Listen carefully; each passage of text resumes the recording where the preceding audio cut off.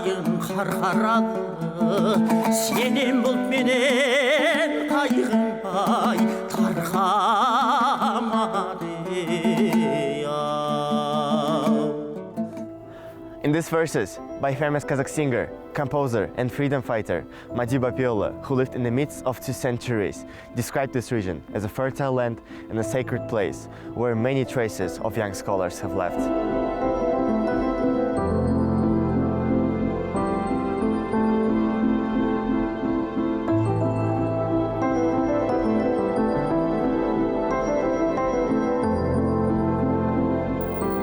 So let me get started by telling you about this historical building, which is popularly known as a place where Abay used to stay. The building is called the Blue House. The Blue House was built by a Tatar merchant named Khalilullah Bekmetov, who was also known as a mediator. Khalilullah Bekmetov built this house without using any nails. He only used logs and crossed them with each other. So he made big rooms and had a spacious yard. It was a gorgeous and a big house at the time. The Dutch stove, which still amazes many today, was installed in each room of this house. The secret of this stove remains undisclosed. One builder wanted to understand its structure, but he couldn't reassemble the stove. It is lined with bricks on the inside and covered with the sheet metal on the outside. This stove had been lit every day. The warmth of this stove lasts for 2-3 days, sometimes even up to a week. Some might think someone must be lighting this stove every day, but that's not the case. It's enough to heat the stove once, and the warmth lasts 2-3 days. Just add wood or manure. They say that the decorative shutters on the windows of this house were also stunning. No wonder Abay himself stayed here. Even Mukhtar Awezov mentioned this building in the epic novel The Path of Abay. It is written there Kunanbay stayed in a large wooden house with a blue roof in the center of a small town. Bekmetov lived in this house. He maintained friendly relations with Abay's father, Kunanbay, and with Alshanbay as well. When Kunanbay was the senior sultan here, he also stayed in this house when he came to Qarqaraly for work. In 1851, when the mosque Kunanbay Qaja was opened, a festive dinner was served in this house.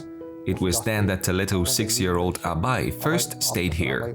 Since then, this building has been called the house where Abay stayed. This house is included in the list of sacred places in the Qaraqandy region. In Qaraqandy, the list includes 13 historical monuments, one of which is precisely the house with the blue roof where Abay himself stayed.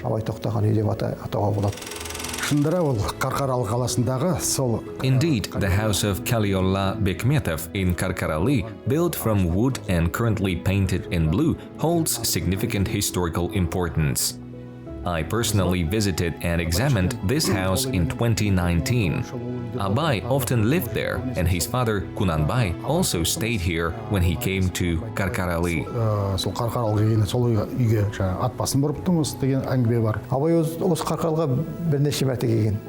Indeed, Abay himself repeatedly visited Qarqaraly.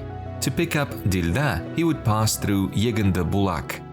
By the way, Kunanbay and Alshanbay became in-laws right in this house. Since then, Abay frequently visited this place. He even left to propose to his future wife from this house. He also first journeyed to the bride's house from here.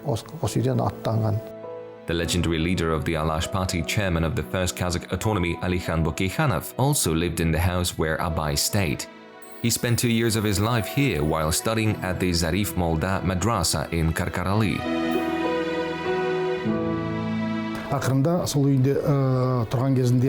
I'll tell you an interesting detail. The renowned merchant Khalilullah Bekmetov wanted to hire Alikhan Bokeyhan to handle household chores. However, proud Ali Khan, a direct descendant of the Khan's family and one of the last rulers of the Middle Horde, had no intention of becoming an errant boy. So he left Bekmetov's house and moved to the dormitory of the primary Russian Kazakh school.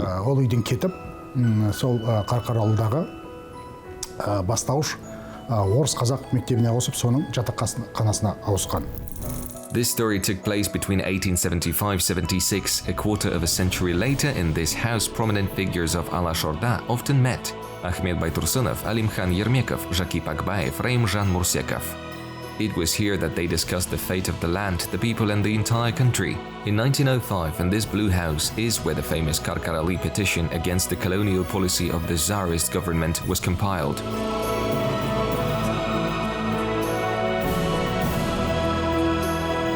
The historical value of this room is immense. In 1905, figures of Alash such as Ahmed Baytursunov, Zhakip Akbayev, Imam Alimbekov, Maksud Bekmetov, under the leadership of Alikhan Bokeyhanov, wrote the famous Qarqaraly petition here. Why here? Because the daughter of the merchant Bekmetov, Gulbahari, married Zhakip Akbayev. He was this family's son-in-law. These people sat in this house, right in this room, and compiled the petition. Subsequently, 12,742 people signed the document at the Koyandi Fair. In May 41, authorized persons from 22 administrative districts also signed the document. Certainly, there is no direct evidence for this.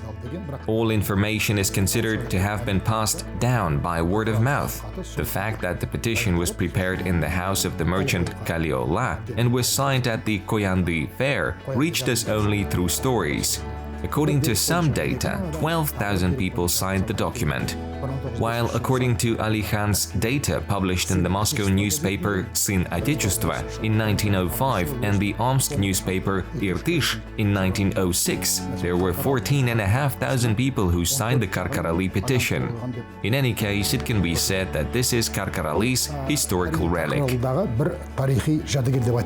The house, considered a unique architectural masterpiece of its time, had survived to this day. Moreover, during the Soviet Union, the Blue House was used as a kindergarten and a school for many years. The restoration of this historical heritage was carried out in our time, specifically for the 150th birth anniversary of the great Abay. At that time, experts were amazed by the condition of the floor of the old house. The wooden planks, laid without nails in a dovetail pattern, retained their structure even after the restoration work. Speaking of architectural features, the planks are overlaid dovetail without any nails. Everything was crafted by skilled artisans. Not all windows have been preserved, only some. It is believed to be a 10-room house. Each daughter of the wealthy merchant Bekmetov had her own room. Earlier, due to changes in the house, 2 rooms were demolished. In addition, there were 3 barns in front. Arriving guests would leave their carts, cattle, and horses there. There was also a hayloft and a cattle slaughterhouse.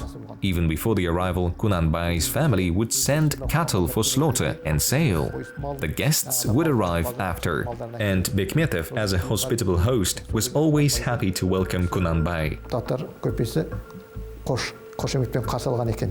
The Blue House was restored within the framework of the Zhibek Shole program. In 2002, the building underwent reconstruction and the roof was replaced. In 2018, the building underwent renovation again. The goal was to restore its original appearance. However, the basement of Bekmetov's house, where the staff used to live, was temporarily closed. It was not restored. According to some data, the house was built in the mid-19th century. In reality, it was a 10-room house built in the 1830s, 1840s. It had 2 floors. The merchant Bekmetov himself lived on the first floor with his family. This is where they welcomed guests.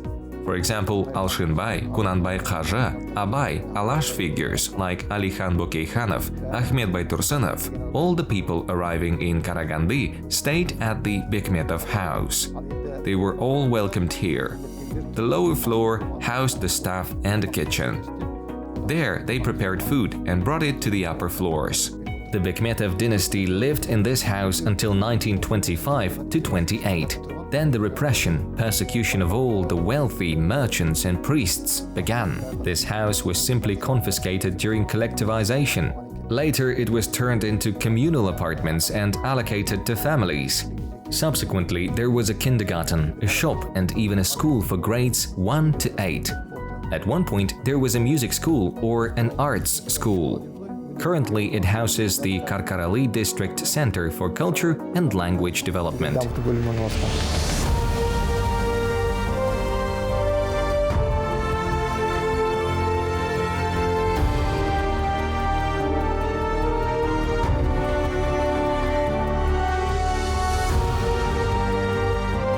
And this is another historical relic that comes from the times of Khalil Bikmetov. The story of building this mosque started in 1847. It said that money was collected from people for the construction of the mosque. From 1849 to 1852, when Qunanbay Uskenbayulu was the ruler of the Qarqaraly district, he carried out the construction of the mosque himself. So this is why the mosque is called Qunanbay Haji Mosque. Негізі бұл жұмысты бастаған Өскенбай Qunanbay емес. Bunu бастаған Tauken Qusbek.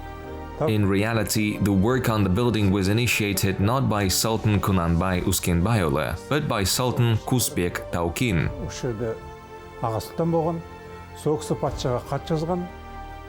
He served as the senior sultan from 1844 to 1849. He also wrote a letter to the Tsar. After writing the letter, without waiting for a response, he resigned from his position. After that, Qunanbay Uskenbayulu was elected the senior sultan. Сайланып келгеннен кейін негізгі бірінші қолға алған жұмысы осы мешіттің жұмысы болады. After Qunanbay was elected the senior sultan, his main and first task was the construction of a mosque. Жаңағының оқысыға жаңағын құжаттарды қараған кезде Upon reviewing the documents issued for the mosque, the construction site was located in the center of Qarqaraly, where currently the Iskra cinema is situated. Бұл жерде ыңғайын магазиндер болған, тас магазиндер болған, жаңа жерде қатар-қатар. There were always shops opposite this cinema, approximately 8-9 shops. Consider it a marketplace. So he writes another letter to the Tsar.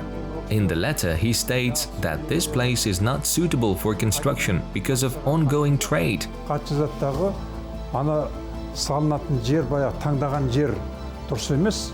And the mosque needs to be built in a quiet place. That's how he chose this location. Тиіс жерге қояқ, осы мына жерде осы дөңнің үстіне таңдайды ол кісі. Another example confirming Qunanbay's foresight is the letter sent on January the 7th, 1850. He stated that there should be more space around the mosque. Tatars, Bukharans, Tashkentians, and other foreigners who have obtained trade passports and reside in Qarqaraly, being Muslims, have approached me with a request to pass on to you their wish to build their homes near the mosque. However, they ask not to relocate them in different parts of the city, fearing that in case of a change in the situation due to trade, they would have to sell their houses. It may be necessary to allocate land plots for the livestock breeders near Qarqaraly. Builders can start preparing the materials already.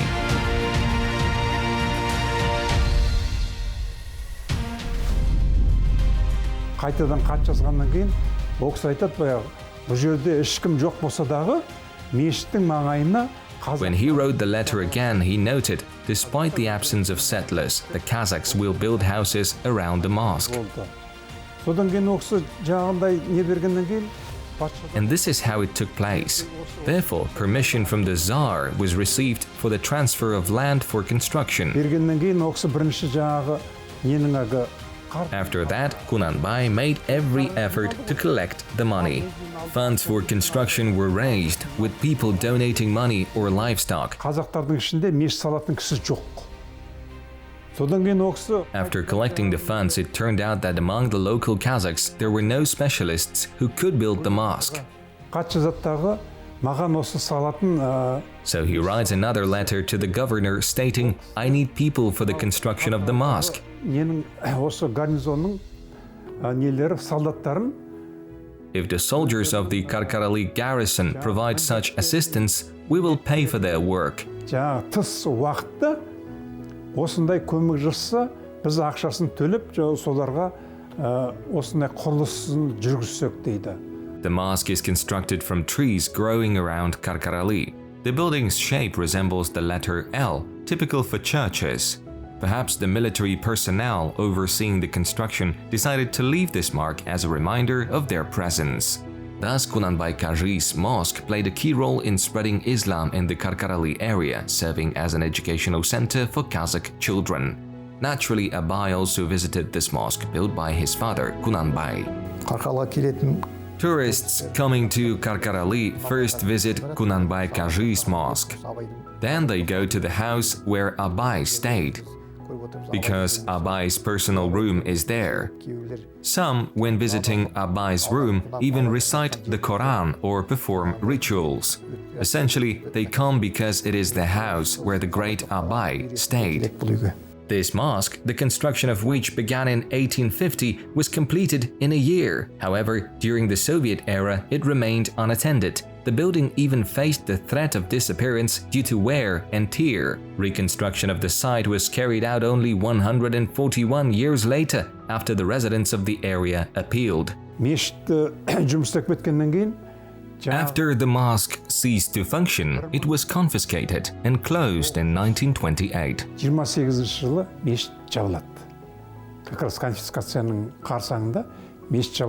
And then renovated in 1991. The mosque itself did not collapse. Its walls were not erected for the second time.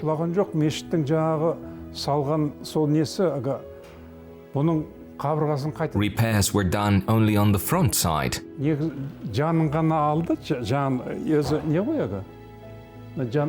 Restoration was carried out on both the internal and external parts.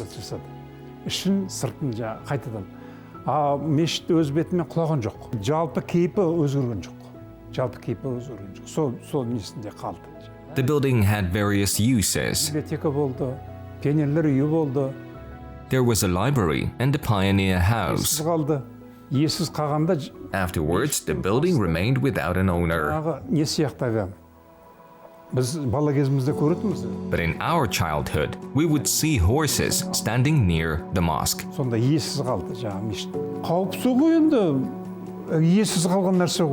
The problem is that it doesn't have an owner.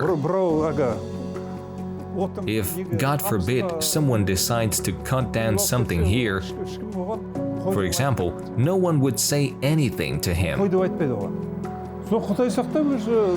Yet it is sacred land. The mosque is still intact only by the will of God, despite being completely unattended.